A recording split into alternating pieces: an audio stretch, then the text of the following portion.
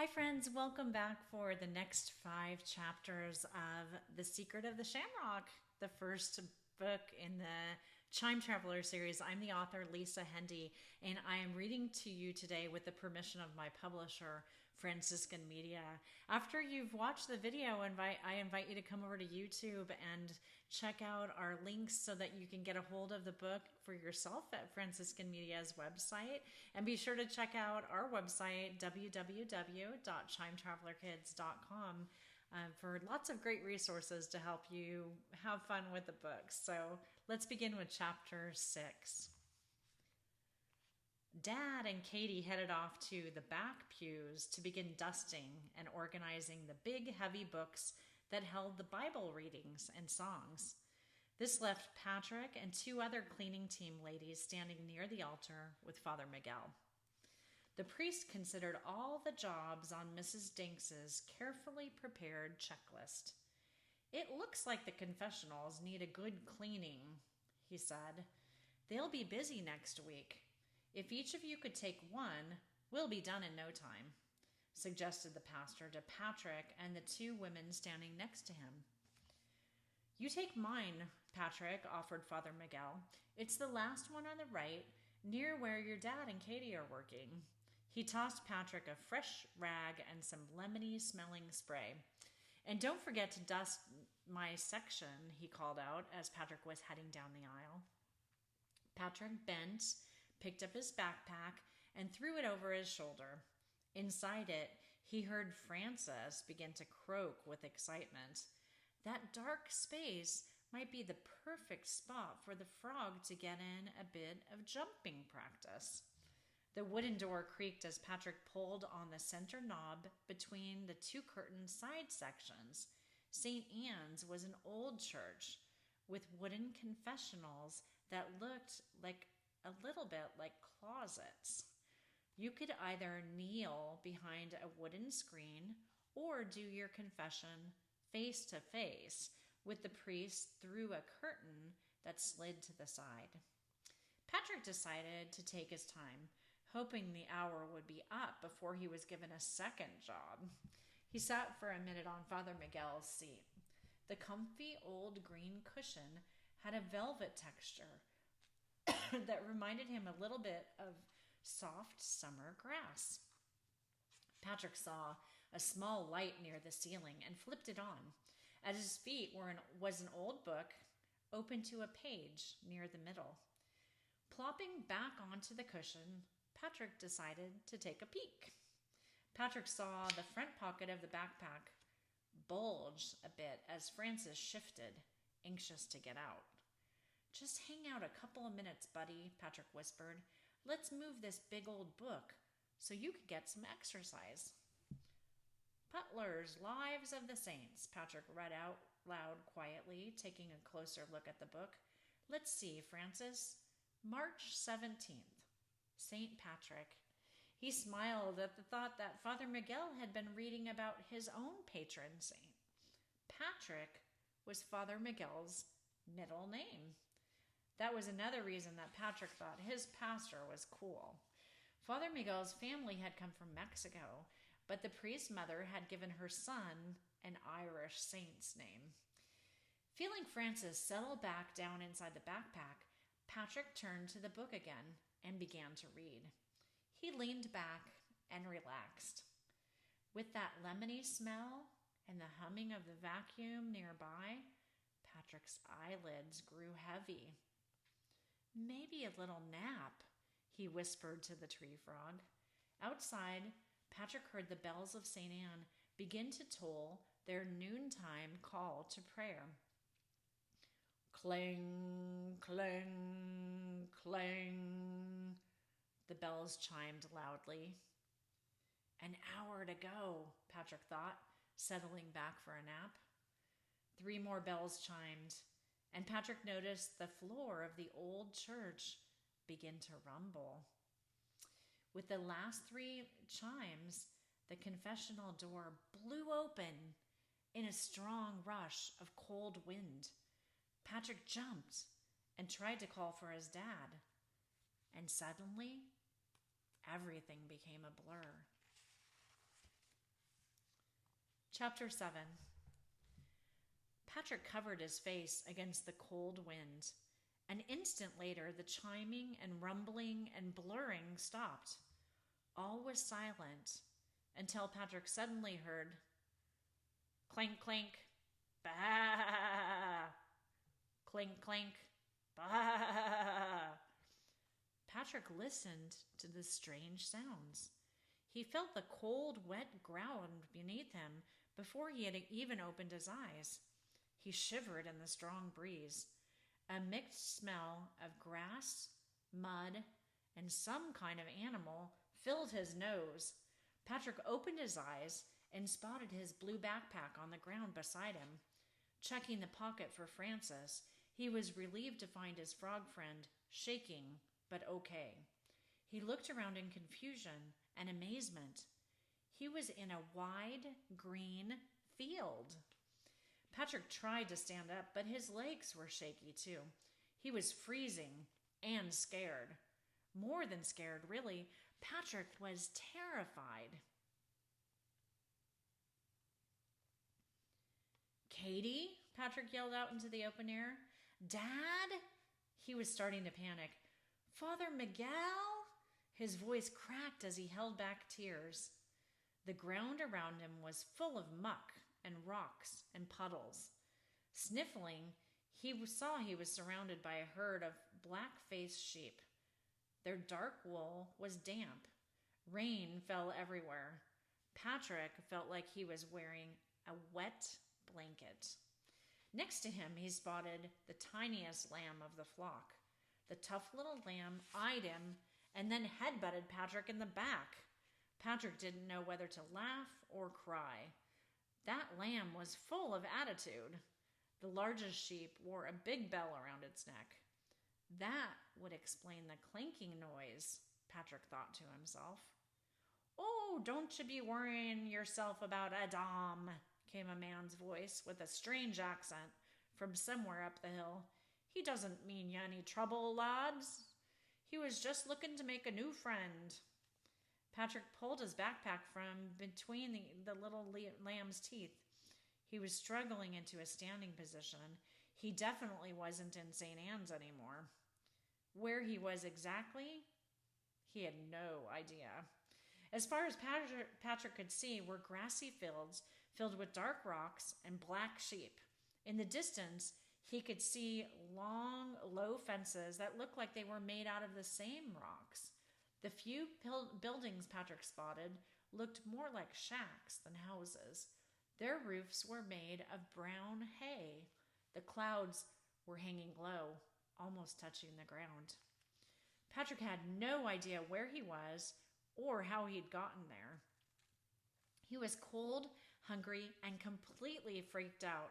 Tears dripped from his eyes, and his stomach felt like it was tied in a million knots. Patrick tried to imagine what Katie might do if she were here. She was always so calm and in charge. He wished Katie were with him now. "Where the heck are we, Francis?" Patrick whispered. "And how did we get here?" For some reason, in this situation, talking to a frog didn't seem weird at all. "Ribbit," came a low, nervous-sounding croak in return. Chapter 8. "All right, my sheep friends," the voice called from up the hill. It was calling out in the direction of the bleeding sheep. "Nothing to see here, so quit your complaining." Patrick could clearly understand the words he heard, but something about the way they sounded was very strange, sort of old-fashioned, with a funny accent. In fact, the accent reminded him of Mrs. Danks. Looking up, Patrick saw the dark-haired stranger begin to walk toward him. He scanned the field, realizing that there was really nowhere for him to hide. Running away seemed impossible. Fear made his arms and legs feel even colder. The stranger had a long stick in his hand.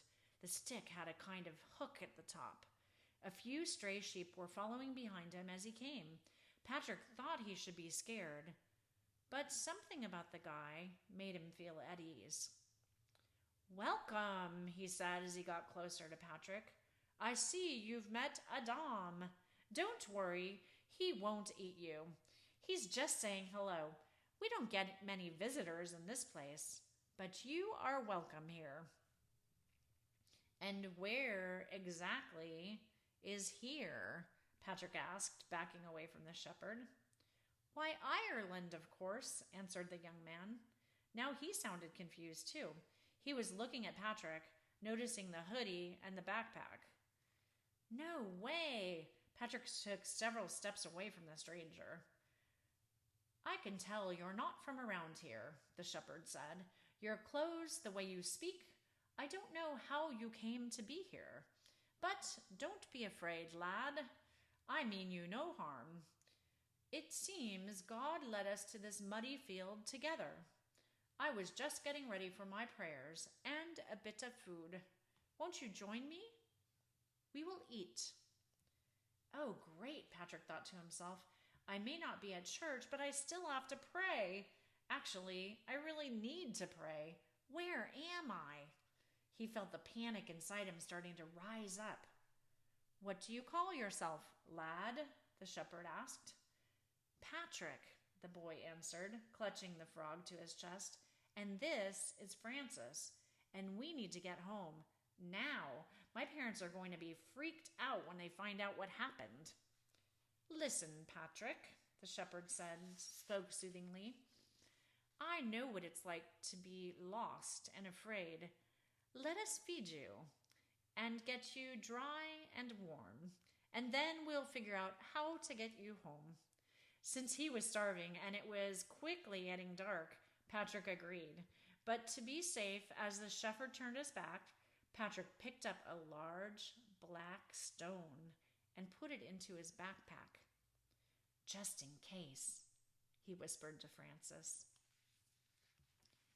Chapter 9. Keeping a good distance between them, Patrick followed the shepherd to a small clearing in the grass. The young man set a few sticks and some clumps of something that looked like brick on the top of a burned-out fire. Rubbing 2 sticks together, the shepherd sparked a small flame. Then he fell to his knees in the mud. "Heavenly Father," he called out, his arms outstretched to the sky. Patrick stood by, watching him without really joining in. Somehow, he felt too lost to pray. And he'd never seen someone pray like this before, out in the middle of a field, like he was having just a regular conversation with God. No sign of the cross, just talking. It reminded Patrick of the way he talked to Dad when something was bugging him, or when he had an important question. "I thank you for this day," the shepherd prayed. "I thank you for the rain which greens this grass. I thank you for my sheep who keep me company. I thank you for the beauty of all of your creation and for the simple food you have sent to nourish us. I pray for the strength to do your will today and always. Father, we pray for Patrick, that he may safely make his way home to his loved ones." "Amen," said Patrick, making the sign of the cross. "That last part can't happen soon enough." He moved forward a little bit. The fire felt warm and inviting. "Do you have a cell phone I can use?" he asked. "What is a cell phone?" the young man replied curiously. "No cell phones in Ireland? Not good," Patrick thought, feeling the panic start up again. "Look," he said, trying to sound calm, "I need to call my family. I've got to get home. Now. It's already dark, and I'm sure my mom is super mad at me by now." The shepherd answered as he poked the fire with a stick. "I'm afraid you'll have to stay here tonight. There are no homes for many miles. Tomorrow, we'll make a plan. We will make our way to a place where you can send your family a message." Patrick looked out into the darkness. He realized he would have to trust the shepherd's plan. He had no idea how he had gotten here, but he felt sure that it must have been God. And if God brought him here, then all he could do was hope that God would bring him home. "Is this where you live?" Patrick asked, finally allowing himself to sit down. "I don't see your house." "I sleep under God's stars," the shepherd responded, "with his majesty spread over me like a warm blanket." "But why?" Patrick pressed. He wasn't in the mood for a camping trip in the rain. "It's complicated," the young man responded, as he placed some cut-up potatoes and carrots into a small pot of water over the fire. "I used to live very far from here. I had a fancy home, rich clothing, and was never hungry. But even though I miss my parents, my life is much happier now." "How?" Patrick challenged. "It's terrible here. It's freezing, muddy, and there are these noisy, smelly sheep all over the place." "Bah!" wailed Adam, clearly not happy with Patrick's opinion. "I was brought here 6 years ago when I was kidnapped, stolen away from my family by a band of raiders," the shepherd told him. "Raiders? You mean like pirates or something?" Patrick imagined the movies he and Katie had watched. "It happened very suddenly. There was yelling and fighting and a terrible trip by sea." "What did you do?" "At first, I was very frightened and very angry. I lost all hope that I would ever see my family again. My parents and grandparents were holy, but even though they tried to teach me about God, I wasn't interested in anything except having a good time with my friends." "What's wrong with that?" Patrick asked, poking the fire with a stick he had found. He had moved in just a little closer to it as the shepherd was telling his story. "I didn't know then what I know now. I have learned to love God in this place. Even though I must work for the Druid chief priest Milku, my life is truly blessed." "Milku's a priest?" asked Patrick, wondering if maybe Milku knew Father Miguel and could somehow get him back to St. Anne's. "Not the kind of priest you might be thinking of," answered the shepherd. "He is a Druid. The people of this land do not know the one true God. I used to be like them. My parents told me about God, but I never really believed. Even so, God protected me. He took care of me as a father does his son. Now I love him with all my heart." "Even here?" Patrick asked, looking around him at the darkening field. "In this place, I have come to know and love God. I stop my work 100 times a day to pray and talk with God. This land is lovely to me because it was here that I came to know God's love for me, indeed, for all of us." Patrick thought about what the shepherd had said. He also thought about what Katie would do in this situation. She would pray. But Patrick doubted that praying would do him any good. He had prayed with his family lots of times, but God always felt so distant. Patrick remembered how the shepherd had prayed, as if God were right there with him. Could God really hear me in this place? Patrick wondered.